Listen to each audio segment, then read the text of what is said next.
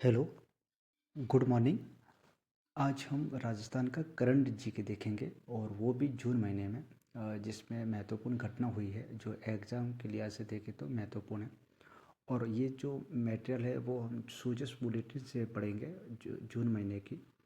और जून महीने में पहली और महत्वपूर्ण बात ये है कि एक अभियान चलाया गया था, वंदे गंगा जल संरक्षण जन अभियान।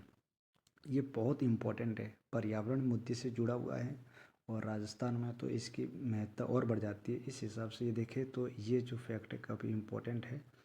देखो इसकी शुरुआत कब की गई, 5 जून से लगा के 20 जून तक ये जो अभियान चला है। और इसका उद्देश्य क्या था, तो भूजल स्तर को बढ़ाना। और ये जो है ना, निर्जला एकादशी के दिन में शुरुआत किया गया था। तो इससे संबंधित जितने भी फैक्ट है आपको कवर करने हैं। मुझे जहाँ तक लगता है कि ये फैक्ट पूछा जा सकता है किसी भी एग्ज़ाम में। सेकेंड ग्रेड का एग्ज़ाम सितंबर में है और मैं जून जुलाई और अगस्त की कोशिश कर रहा हूँ कि ऐसे जो इम्पोर्टेंट फैक्ट होंगे करंट जीके के वो मैं आपके साथ शेयर कर सकूँ। और पहला ही मुझे ये फैक्ट इम्पोर्टेंट लगता है, ये जो अभियान चलाया गया था, कब चलाया गया था, 5 जून से 20 जून तक ये अभियान चला है। इसका उद्देश्य क्या था, भूजल स्तर को बढ़ाना। दूसरा जो है ये फैक्ट है, 3,355 जो राजस्थान की ग्राम पंचायत है वो टीबी से मुक्त हो चुकी है। ये जून 2025 के अनुसार ये बात है। और तीसरा महत्वपूर्ण ये बात है कि 7 अप्रैल 2025 को राजस्थान में एक अभियान चलाया गया था जिसका नाम था निरामय राजस्थान अभियान। आपको पता होगा कि 7 अप्रैल को विश्व स्वास्थ्य दिवस मनाया जाता है और इसी अवसर पर इन्होंने राजस्थान में निरामय राजस्थान अभियान को शुभारम्भ किया। अब देखो एम्बुलेंस की तर्ज पर राजस्थान में 536 जो है ना मोबाइल वेटेनरी इकाई शुरू की गई है, जिसका उद्देश्य पशुओं के उपचार हेतु किया जाएगा। इस प्रकार से आजकल प्रश्न पूछे जा रहे हैं। खास करके आरपीएससी दो कूट दे सकती है कि इतने जो है, खास जहाँ तक ये आंकड़े की बात आती है तो आरपीएससी और उलझ जाती है। तो हमें ये याद रखना है कि जो 536 है वो मोबाइल वेटेनरी है और इनका जो उद्देश्य है वो पशुओं के उपचार हेतु है। हो सकता है यहाँ पे आरपीएससी एक कोड तो देते कि 536 मोबाइल वेटेनरी इकाई शुरू कर दिया।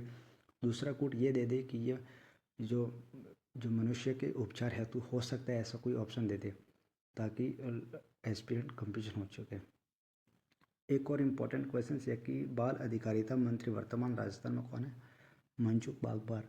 मुझे याद नहीं आ रहा, लेकिन आरपीएससी ने एक एग्ज़ाम में ये प्रश्न पूछा था कि वर्तमान राजस्थान की जो मंत्रिमंडल या जो भी है उसमें कुल कितनी महिलाएं जो है मंत्री है। ये एक बहुत अच्छा शानदार प्रश्न था और उसमें ऑप्शन थे 0, 1, 2, 3 ऐसा का ऑप्शन था। एक तो मंजू बागबार आपको याद रखना है, एक दिया कुमारी जो आपको पता होगा कि राजस्थान की उप मुख्यमंत्री है और उनके पास में वो वित्त मंत्री भी है, तो ऐसे उनके पास में प्रभार भी है। ये भी इम्पोर्टेंट फैक्ट है जो आपको याद रखा जाना चाहिए। एक इम्पॉर्टेंट बात है कि इम्पैक्ट 1.0 कार्यक्रम, इसका उद्देश्य क्या था।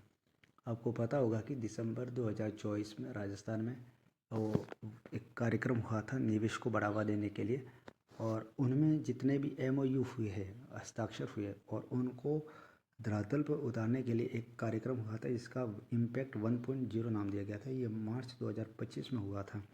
ये भी इम्पोर्टेंट है वैसे। अब ये अभियान से संबंधित एक प्रश्न बन चुका है कि कर्मभूमि से मातृभूमि अभियान, ये प्रश्न आया हुआ है और इसका उद्देश्य है, खास करके अगर मोटा मोटा उसका उद्देश्य देखें तो पेयजल स्रोत और जल को बचाना होता है। ये बहुत इम्पोर्टेंट है। और अमृत सरोवर अभियान की शुरुआत कब की गई, तो 9 जून 2025। ये जो गंगा जल संरक्षण अभियान शुरू हुआ है, इसी के तहत 9 जून को ये अमृत सरोवर अभियान शुरू किया गया था। ये काफ़ी इम्पोर्टेंट फैक्ट है जो मैंने जून के जो करंट जीके में जो प्रश्न बनते हैं वो मैंने